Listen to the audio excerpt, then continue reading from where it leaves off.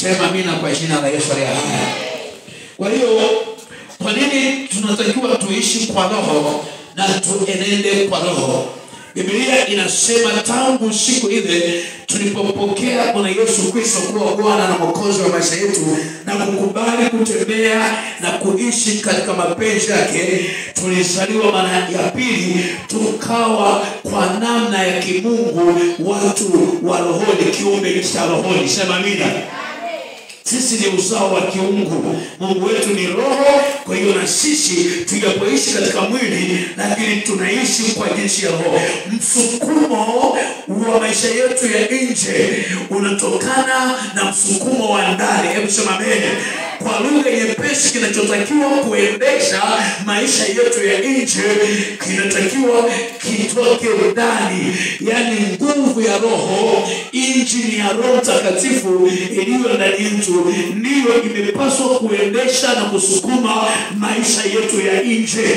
Na Biblia imesema wazi kabisa, wala haikarushiki, ya kwamba yeyote asiyeishi katika roho, yeyote asiyeenenda katika roho, yeyote asiye na roho wa Mungu, huyo atajulikani kimbingu, huyo ajulikani mbele za Mungu. Hajapo ambatana na watu wa Mungu, watu wa rohoni, lakini yeye hana ushirika kimungu. Sema amina kwa jina la Yesu.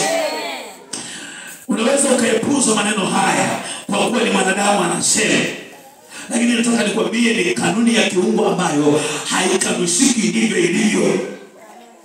Bwana Yesu asifiwe. Ndivyo ilivyo.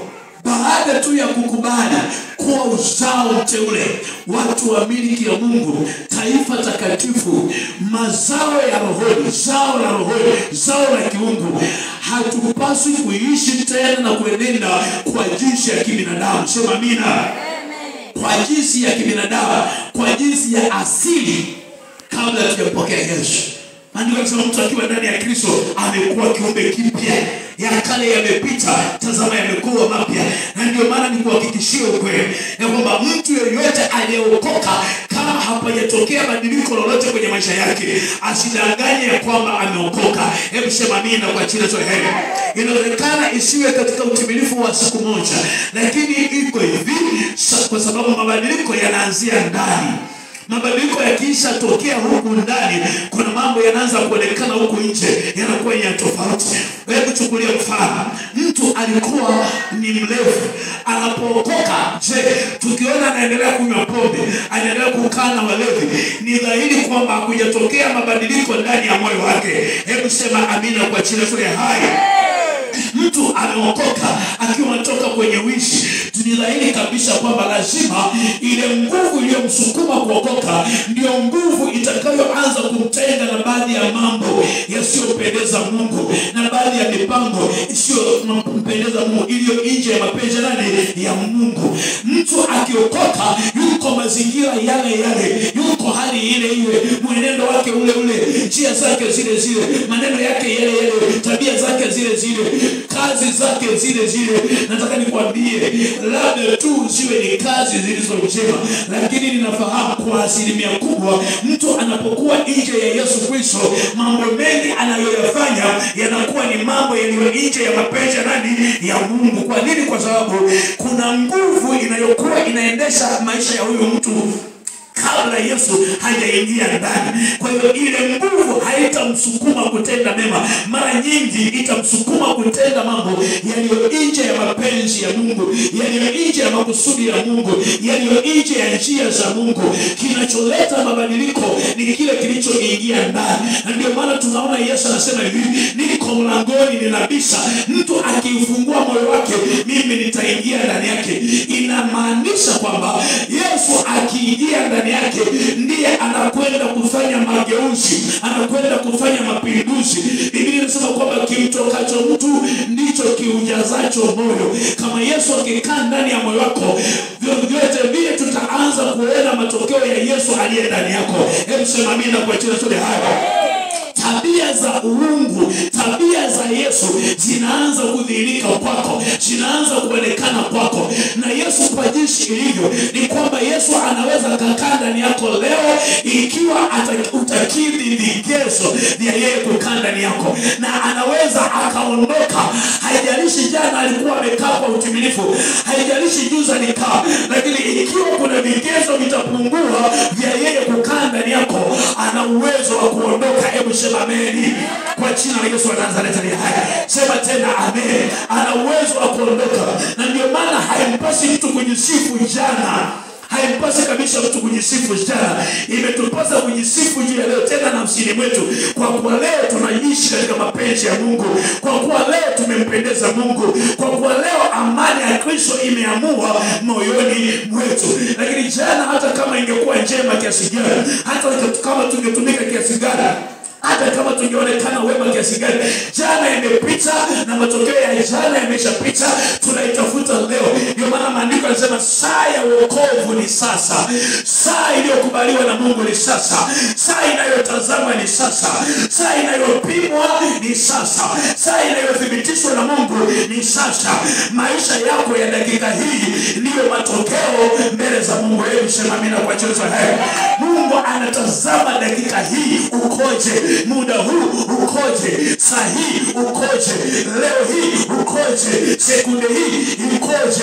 Wewe unajisifu juu ya jana, wewe unajisifu juu ya kesho. Kesho haijaja, hatujaiona, lakini leo ipo. Na ndio maana wakati wote tugunduapo hatuko salama, leo lazima tufanye bidii kutengeneza. Hebu sema amina kwa jina la Yesu. Lazima tufanye bidii kutengeneza na Bwana leo. Lolote linalowezekana leo lisingoje kesho. Hebu sema amen. Wakati wote unapogundua jambo fulani halijakaa vizuri leo, usisubiri kesho. Kama inawezekana, fanya bidii katika siku hiyo hiyo uweze kuyajenga yale yaliyopungua. Kwa hiyo tulijifunza ya kwamba sisi tuliompokea Kristo Yesu tumemruhusu Mungu akae ndani yetu na sisi ndani yake. Hebu sema amen. Na sasa kama tukisha mruhusu akakaa ndani yetu, hatui wawe wa zamani, tunageuzwa, tunakuwa viumbe vingine. Biblia inasema kwamba tabia zetu za zamani, kuongea kwetu kwa zamani, kuenenda kwetu kwa zamani, kutenda kwetu kwa zamani, hakupaswi kuonekana kwetu. Hebu sema amen. Hakupaswi kabisa kujulikana au kuonekana kwetu.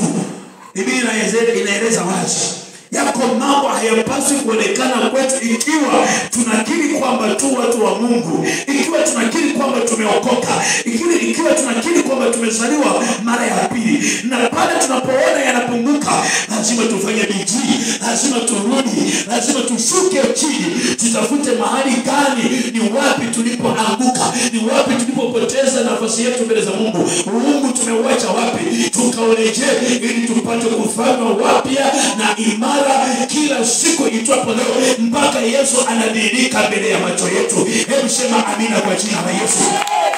Jamani, sema amina kwa jina la Yesu. Nje na hayo, Biblia inasema tusijisifu bure.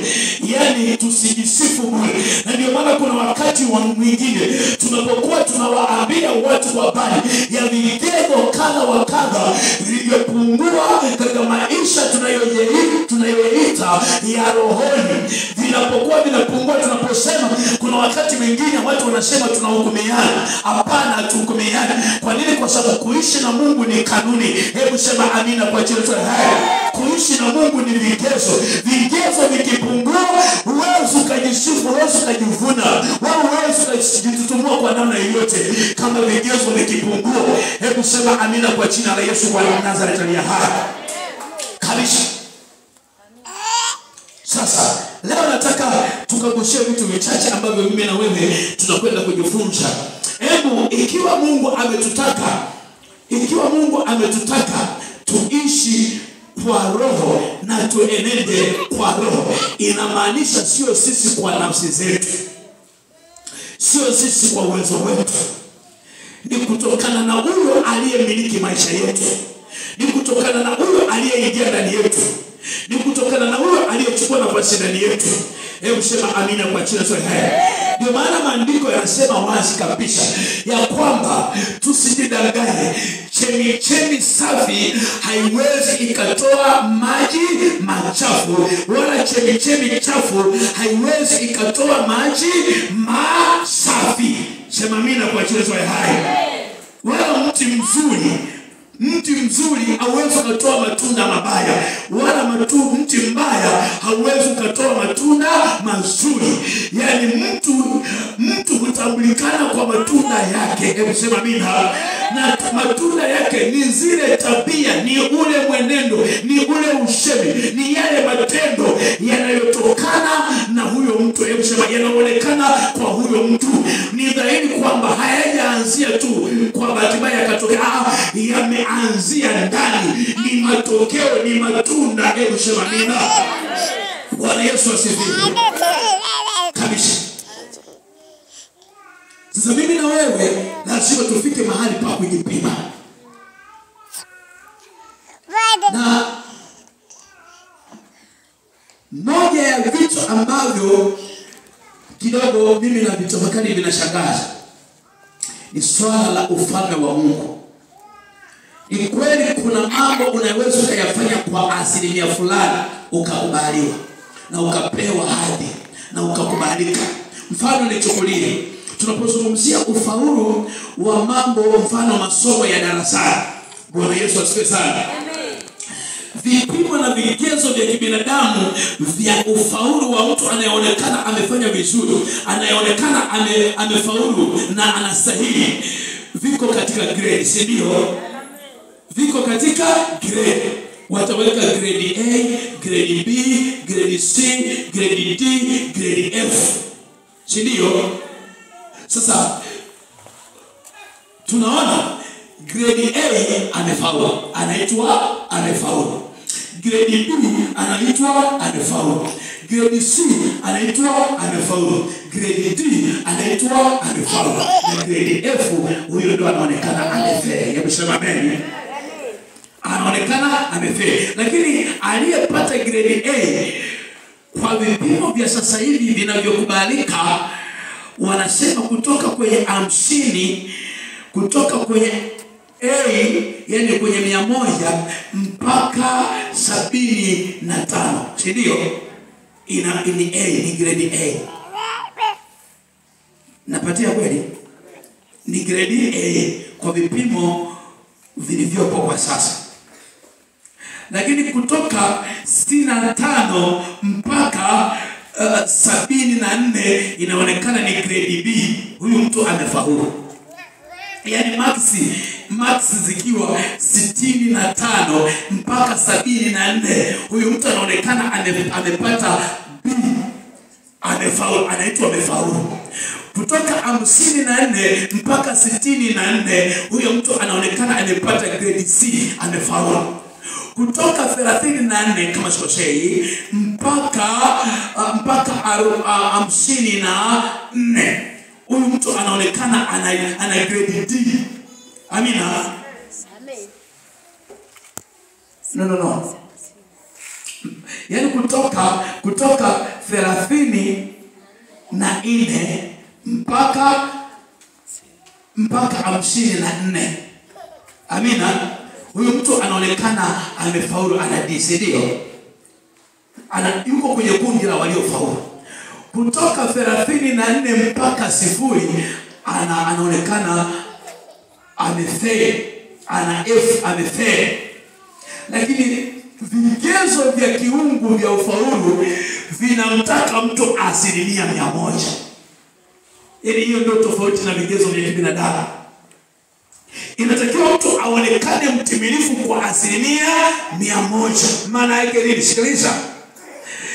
Yale yote yaliyo katika uwezo wa huyu mtu kutenda ayafanye kiasi kitimilifu. Yale yote yaliyo chini ya uwezo wake, ambayo yanahitaji utegemezo wa Mungu. Hebu sema amen.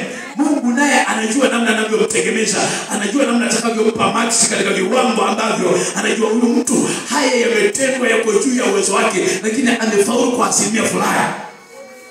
ila yale yote yaliyo katika uwezo wangu mimi na wewe kutenda, Mungu hata pepesa wala hata tumia kigezo chochote cha kupima uaminifu wetu na ufaulu wetu, isipokuwa aone kwa 100% itupasavyo kutenda. Hebu sema amina. Jamani sikiliza, maana yake kama Mungu amesema ni maisha, yani ni viwango vya kiungu vinavyotupa ufaulu. Kama ni eneo la kusamehe, yani unatakiwa usamehe kwa 100%. Hebu sema amen. Maana yake kisiwepo kigezo chochote cha kwamba huyu alinifanyia kosa kubwa zaidi, huyu ni kosa kubwa zaidi, huyu kosa kubwa zaidi, huyu kosa yani inapofika kwamba ili kosa lililotendwa, ili jambo lililotendwa inapaswa kusamehewa. Kwa hiyo hakuna sababu nyingine yoyote katika hivyo ambayo itakusababisha kwa namna yoyote upate ufaulu ikiwa ukusamehe katika kanuni na vigezo vinavyotakiwa kiungu. Sema amen. Sikiliza ninachokwambia. Watumishi wa Mungu walimwendea Yesu wakasema, je, mtu anikose mara ngapi hata nimsamehe? Watu hao walikuwa wanatafuta viwango vya 100%. Sema amen. Sema tena amina kwa jina la Yesu. Walikuwa wanatafuta viwango vya mtu kusamehewa. Yesu anawaambia hivi, wakasema, je, hata 7 mara 70? Yesu hata mara 7? Yesu anasema siwaambii tu hata mara 7, bali 7 mara ngapi? Mara 70 kwa siku moja. Yani ni kigezo ambacho hakuna mtu duniani, semeni amina kwa jina la Yesu. Hakuna mtu duniani anayeweza kukosewa na watu au kuwakosea watu kwa kipimo hicho cha 490, si ndio? 7 mara 70 ni ngapi? 490, ndio. Kwa hiyo hakuna mtu ambaye anaweza kukosewa kwa siku mara 490. Kwanza tu kwenye kitongoji chako hawajafika hao watu. Sasa nyingine hata watu unaokutana nao kwa siku hawafiki idadi hiyo. Wanafamilia unaoishi nao hawafiki kwa idadi hiyo. Watu unaofanya kazi nao shambani hawafiki kwa idadi hiyo. Unaofanya kazi nao ofisini hawafiki kwa idadi hiyo. Kwa Yesu aliweka kipimo ambacho hapana mtu atakayekosewa 490. Atakayekosewa mara 490 hayupo. Maana yake wote watakaokosewa chini ya hapo, kama akitokea huyu mtu sijui. Maana yake kama angetokea mtu atakayekosewa mara 400, maana yake mtu mmoja, kumbuka, mtu mmoja akukosee mara 400 ngapi? 90. Maana waliuliza habari ya mtu mmoja, mtu anikose mara ngapi hata nimsamehe? Hakusema watu, alisema mtu. Sasa hakuna mtu anayeweza kukukosea mara 490 kwa siku, hayupo. Basi kama ikionekana, maana yake kuna namna ambayo Mungu atapima kwa vipimo vyake. Sema amen. Lakini alichokipima Yesu ni kwamba hayupo mtu.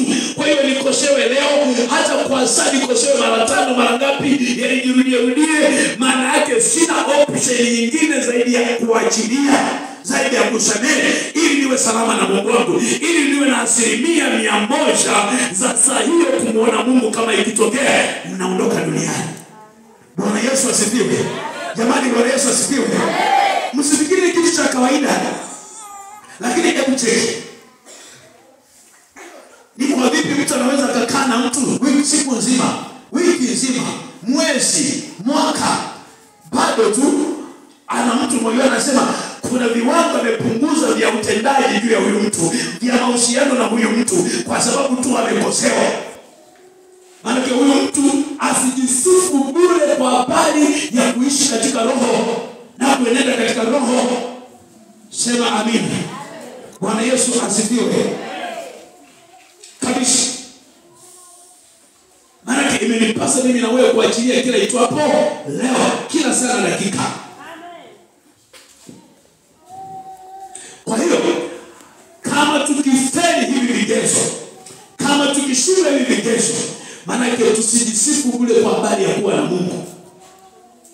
Ni kama tunaongea ni kama vichekesho, lakini huo ndio ukweli. Bwana Yesu asifiwe. Mungu anataka tuishi kwa 100% katika ukamilifu, na anapima dakika hii. Maana dakika hii nikigundua kuna mambo hayajakaa sawa, nisijisahau, nifanye bidii kuhakikisha kwamba kama nimeishi na mambo yasiyo sawa, yani maana yake ni neema tu inanivuta sasa niendelee kukamilisha, niendelee kuyaimanisha, niendelee kuyajenga, nisijipe 100% kwamba niko sawa. Maana nijue ninaishi katika neema, na kazi ya neema ni kuyaimanisha yaliyopunguka. Hebu sema amina kwa jina la Yesu. Na ndio maana ni hatari sana mtu kujiona ni mkamilifu kwa siku, kujisifu kwa siku, kujiona ni mwema. Maana ninahitaji kukaa na kuhakikisha kwamba natafuta kwa bidii, kama maandiko yanavyosema kwamba tafuteni kwa bidii kuwa na amani na watu wote. Mimi sijui kwa nini hii point inaizungumzia. Hebu sema amina. Anasema tafuteni kwa bidii kuwa na amani na watu wote. Ile bidii maana yake usitulie ukigundua kuna kitu kimepungua, kuna jambo halijakaa sawa kati ya wewe na mtu. Unahitaji siku hiyo usipate utulivu. Hangaika katika siku hiyo, hakikishe lile linalowezekana katika siku hiyo, katika muda huo unalitenda kikamilifu, ili upate kuwa na ujasiri wa kuwa na 100% za kukubaliwa na Mungu. Bwana Yesu asifiwe. Jamani, Yesu Kristo asifiwe kabisa. Kwa hiyo acha tuende tukaziangalie kidogo tabia za mtu wa roho au tabia za uungu. Utajijuaje kwamba mimi sasa ninaishi katika roho na sasa ninaishi katika mwili? Kuna vitu na vigezo fulani ambavyo vitatutambulisha kwamba wakati huu niko rohoni, wakati huu niko mwilini. Na unapogundua saa hiyo uko mwilini, ujue huna uzima wa milele saa hiyo. Ujue kabisa huna sehemu kwenye uzima wa milele. Sema amina kwa jina la Yesu. Sema amina kwa jina la Yesu. Na hii itatufanya tujitathmini maisha yetu. Nijitathmini mimi, ujitathmini wewe. Ya kwamba ikiwa niko hivi, maana mimi ni mtu wa roho wa mwilini, na kwa sababu hiyo hapa nilipo kwamba Yesu amekuja au hajaja, mimi sina uzima wa milele. Mimi sina sifa ya kwenda mbinguni. Mimi sina sifa ya kumuona Yesu. Dakika hii, muda huu na dakika hii, nikiwa na tabia hii, nikiwa na hali hii, mimi sina sifa ya kuingia mji mtakatifu Yerusalemu. Hebu sema amina kwa jina la Na kuna namna unaweza ukajijua kabisa kwamba kwa dalili hizi na kwa sifa hizi, mimi hata Yesu akija sasa ninaenda mbinguni. Yesu akitokea hapa sasa ninaenda mbinguni. Ndio maana kuna wakati mwingine akina Paulo mitume walikuwa wanafikia viwango hivyo, mpaka wanasema hivi, kama nikifa kwa Bwana nitafurahi niende zangu mbinguni, lakini nafurahi kuishi katika mwili ili niendelee kuzaa matunda ya wokovu kwa watu walioko duniani. Maana kile kuna kipimo ambacho alijipima akaona sasa kwa kipimo hicho, kwa vigezo vya Biblia, yeye anastahili kwenda mbinguni. Hebu sema amen. Mpaka siku Yesu anasema hivi, naisalimisha roho yangu mikononi mwako. Maana yake alikuwa amejipima kwa vigezo hivi, tayari anapokelewa na Baba, tayari anapokelewa na Mungu. Inamaanisha katika kipindi chote ambacho alikuwa hajatamka hilo neno, alikuwa anaona hana utimilifu katika viwango vya kimungu. Kwa hiyo alikuwa anatafuta utimilifu. Alipovikamilisha hivyo vigezo, ndipo akasema sasa Bwana, waweza kuitoa roho yangu, waweza kuitoa roho yangu. Hebu sema amen. Ndio maana sikiliza nikwambie, ikitokea hapa watu tunasema kwamba sasa tunatakiwa tufe sahihi, watu wengi watakataa kufa. Kwa nini? Kwa sababu mioyo haitakuwa na amani kuondolewa, kwa sababu kuna hukumu inaanzia hapa hapa. Yaani hukumu inaanzia hapa hapa. Maandiko yanasema mioyo yenu isipohukumu mna ujasiri. Kwa hiyo kama unaona amani hata ukifa hakuna shida, usikii hukumu ya jambo lolote, ya kitu chochote, juu ya mtu yeyote, juu ya hali yoyote, juu ya jambo lolote, ujue saa hiyo una uzima wa milele. Hebu sema amina kwa jina la Yesu. Lakini kama unaona kabisa una ujasiri wa kusema sasa toa roho yangu, sasa chukua roho yangu, ujue inahitaji kufanya bidii ya kujenga mambo ambayo imetupasa kujenga. Tusijisifu bure, tukijisifu juu ya kesho tunajidanganya. Tunajidanganya. Sema amina kwa jina la Yesu. Katika kitabu cha Warumi 8:14, neno la Mungu linasema hivi, kwa kuwa wote wanaoongozwa na roho wa Mungu hao ndio wana wa Mungu. Narudia tena, kwa kuwa wote wanaoongozwa na roho hao ndio wana wa Mungu. Sikiliza, nikwambie machache kuhusiana na kuongozwa na roho wa Mungu. Mtu yeyote anayeongozwa na roho wa Mungu hajawahi kuwa kikwazo wala hajawahi kujuta katika kuishi kwake, katika kuenenda kwake, katika maongozi yake. Hajawahi kujuta, hakutani na kitu chochote mbele yake kikampa kujuta. Hebu sema amina kwa jina la haya. Kwa nini? Kwa sababu karama ya Mungu, karama ya Roho wa Mungu haina majuto. Utumishi wote ambao mtu anatumika kwa kuongozwa na Roho wa Mungu hauna majuto mbele yake. Hakuna jambo atalifanya akajuta, hakuna jambo atalifanya akalia, hakuna jambo atalifanya akahuzunika, hakuna jambo atalifanya jambo hili likampa shida. Atafanya mambo yote, mwisho wake ni amani, mwisho wake ni furaha, mwisho wake ni utukufu. Haijalishi amekutana na ubaya, amekutana na magumu, amekutana na upinzani, amekutana na vikwazo, lakini ikiwa katika jambo hilo ambalo amekutana na kikwazo alikuwa ameongozwa na Roho wa Mungu, amani ya Kristo itaukalia moyo wake. Kwamba amepigwa haitajalisha, kwamba amefungwa haitajalisha, kwamba ametukana haitajalisha, kwamba amedhihakiwa haitajalisha. Ikiwa amedhihakiwa katika maongozi ya Roho Mtakatifu, amani ya Kristo inakaa ndani yake. Ikiwa atatendewa jambo lolote chini ya maongozi ya Roho wa Mungu, hakuna shida, hataona taabu kwenye maisha yake. Amani ya Kristo itaukalia moyo wake. Ndio maana nasema hivi, wanaoongozwa na Roho wa Mungu hao ndio wana wa Mungu. Utagundua hapa katika jambo hili, niliongozwa na Roho wa Mungu. Pale utakapoona amani, pale utakapoona furaha, utakapoona hakuna majuto katika matokeo yatakayotokea katika utendaji wa hilo jambo, katika kufanya hilo jambo, hapo ni utagundua hili jambo limeongozwa na Roho wa Mungu. Hebu sema amina kwa jina la Yesu wa Nazareti. Sema tena amina kwa jina la Yesu. Ndio maana hakuna jambo gumu katika maisha ya wokovu kama kuishi nje na Roho wa Mungu. Kuishi nje na maongozi ya Roho wa Mungu. Anatuthibitishia hapa, kwa kuwa wote wanaoongozwa na Roho wa Mungu hao ndio wana wa Mungu. Hao ndio wana wa Mungu. Jambo lolote ambalo utaishi kwa kuongozwa na akili zako mwenyewe, mwisho wake, matokeo yake ni majuto, ni maumivu, ni huzuni.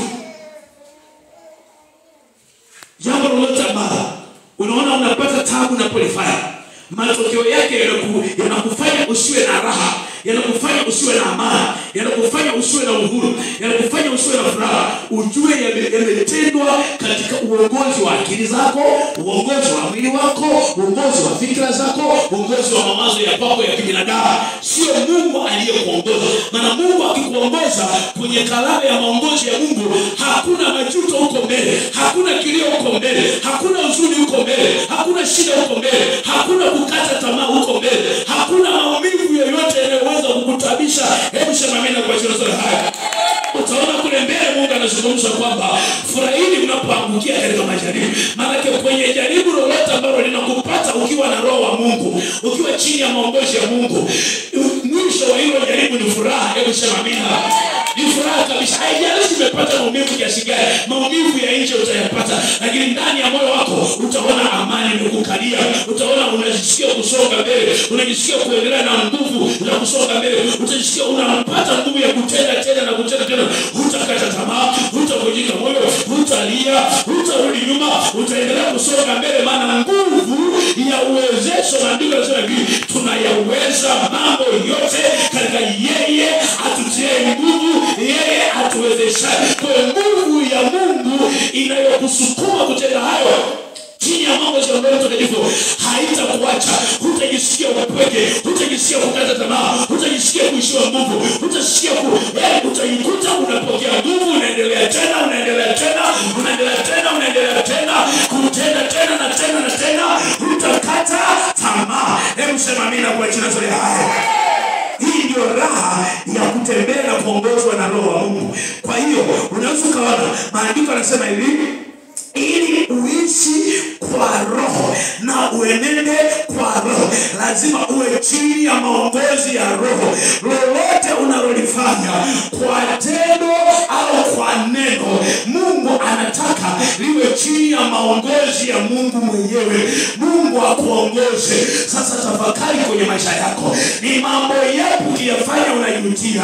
Ni jambo lipi lilifanya ukajutia? Ni jambo lipi lilifanya ukakata tamaa, ukavunjika moyo, ukajiona kuishiwa nguvu? Ujue yamkini ulikuwa chini ya maongozi ya akili zako mwenyewe, chini ya utashi wako mwenyewe, chini ya mawazo yako mwenyewe, chini ya ubinadamu wako mwenyewe. Uliongozwa na mawazo ya watu, uliongozwa na fikra za watu, uliongozwa na mhemko wa watu, uliongozwa na mawazo yako mwenyewe.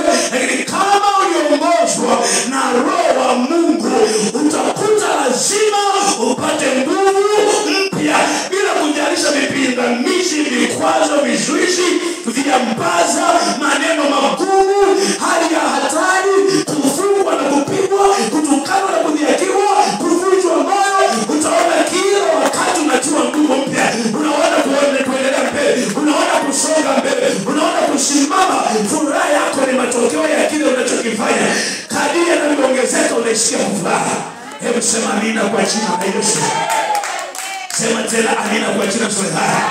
Ukisoma tena katika Petro wa pili sura ya kwanza mstari wa pili anasema ni neema iwe kwenu na amani iongezwe katika kumjua Mungu na Yesu Bwana wetu, kwa kuwa uweza wake wa uungu umetukirimia vitu vyote vipasavyo uzima na utaua, kwa kumjua yeye aliyetuita kwa utukufu wake na wema wake mwenyewe.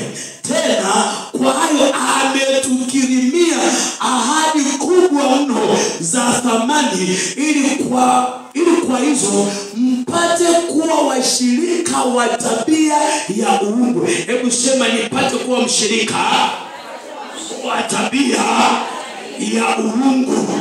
Nipate kuwa mshirika wa tabia ya uungu. Unajua maana yake nini?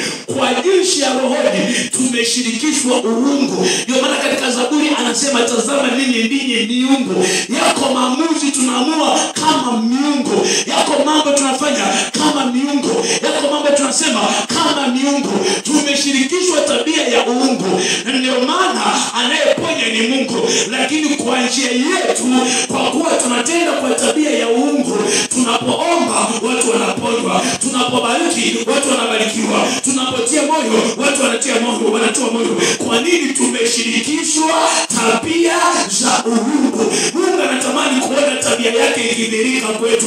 Hebu sema amina kwa jina la Yesu. Na ndio maana Mungu ni mpatanishi, Mungu ni mwenye upendo, anataka aone tukipatanishwa. Ndio maana Yesu aliyekuwa na tabia ya uungu duniani alifanyika mpatanishi kati yetu na Mungu.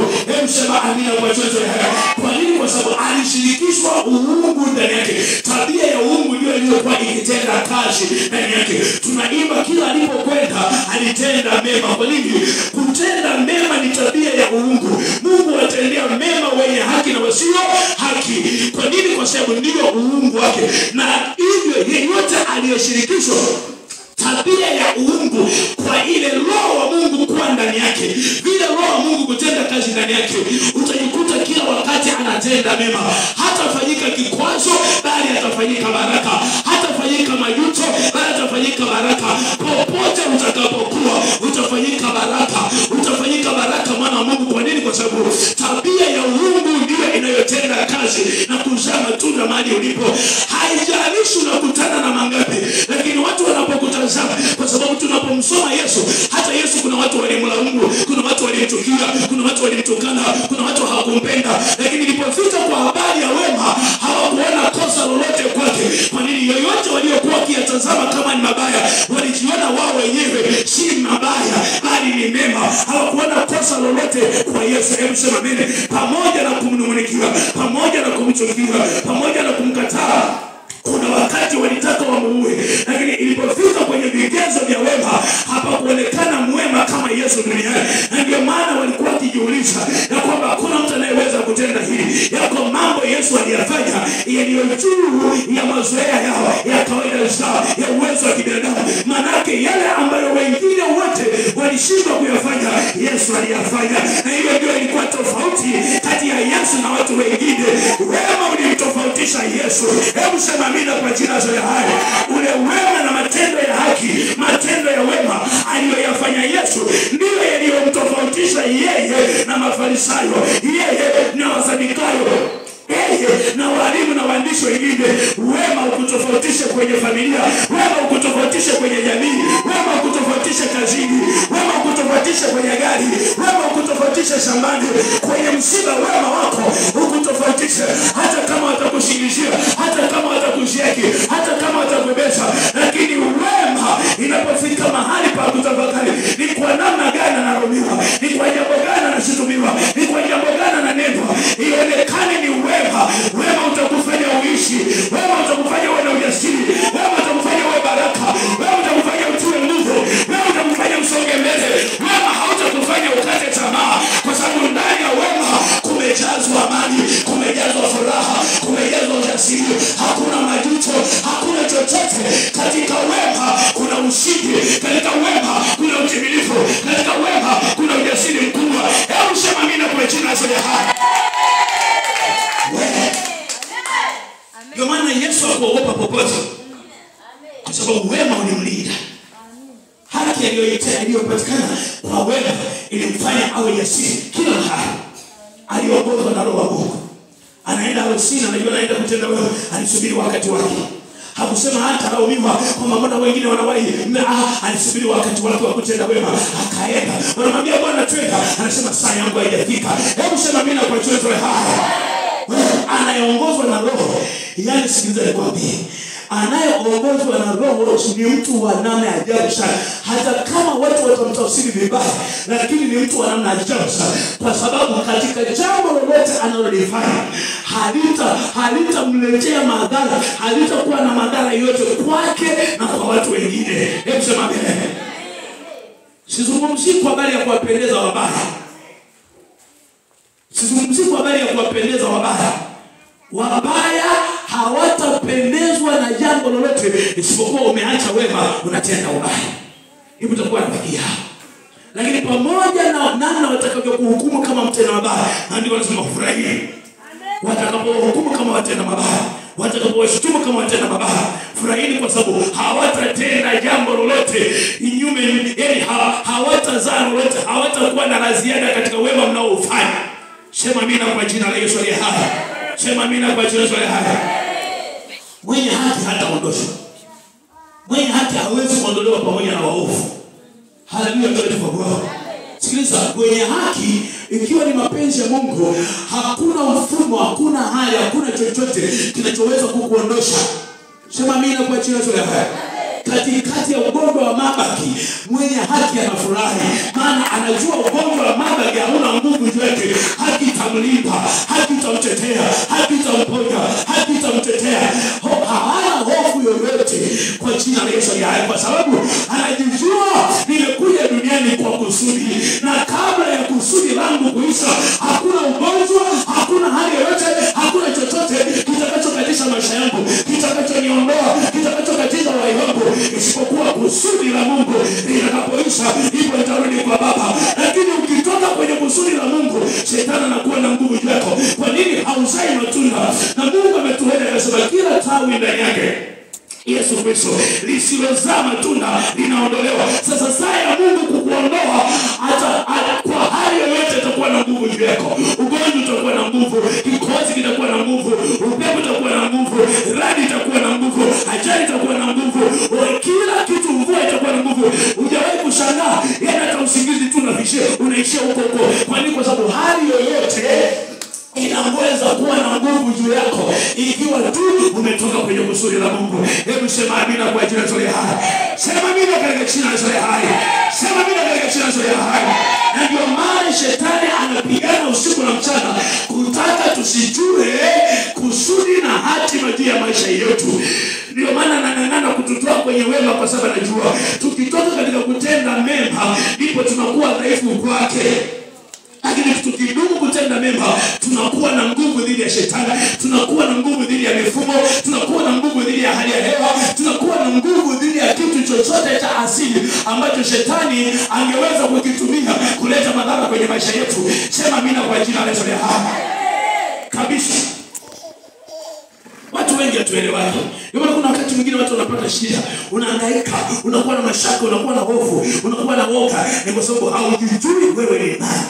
Lakini hapa kanuni inayosema juu yetu ni watu kuishi na kuongozwa katika roho. Sasa tunaona hapa ambapo anasema kwa hayo ametukirimia ahadi kubwa mno za thamani, ili kwamba kwa hizo mpate kuwa washirika wa tabia ya uungu, mkiokolewa na uharibifu uliomo duniani kwa sababu ya tamaa. Yani mtu akiwa na tabia ya uungu, akiwa mshirika wa tabia ya uungu, ataokolewa na uharibifu wowote uliomo duniani. Huku duniani kuna uharibifu wa magonjwa, kuna uharibifu wa maoneshi, kuna uharibifu wa hali mbalimbali, mifumo ya duniani, mifumo ya kiserikali, mifumo na hali ya hatari zote, ajali, vimbunga, upepo, radi na kadhalika. Zote hizo, tamaa, maovu na magonjwa, kila namna ya uharibifu ulioko duniani, aliye mshiriki wa tabia za uungu ataokolewa na hayo yote, ataponywa na hayo yote, atalindwa na hayo yote, atatengwa na hayo yote. Kinachomokoa ni tabia ya uungu, kwa sababu chochote ambacho unakiona duniani yani kiko chini ya mamlaka, chini ya utawala, chini ya nguvu, chini ya miliki ya Mungu mwenyewe. Hakuna chochote ambacho Mungu amekifanya mwenyewe kikaleta madhara kwa Mungu. Hakuna chochote Mungu amekifinyanga, Mungu amekitengeneza, Mungu amekifanya kiwepo, kiwe na nguvu juu ya Mungu, kiwe na uwezo juu ya Mungu, kiwe na chochote na madhara yote juu ya Mungu. Tukishiriki tabia za uungu, hakuna chochote duniani kitakachokuwa na nguvu dhidi yetu. Hakuna chochote kitakuwa na nguvu dhidi yetu. Cha kukitafuta ni kushiriki tabia za uungu. Na ili tushiriki tabia za uungu, tukubali kuongozwa na Roho wa Mungu. Na tukikubali kuongozwa na Roho wa Mungu, tujazwe tabia za uungu ndani yetu. Hebu sema amina kwa jina la Yesu. Jamani, sema amina kwa jina la Yesu. Unaona katika kitabu hapa tunaendelea. Anasema hivi,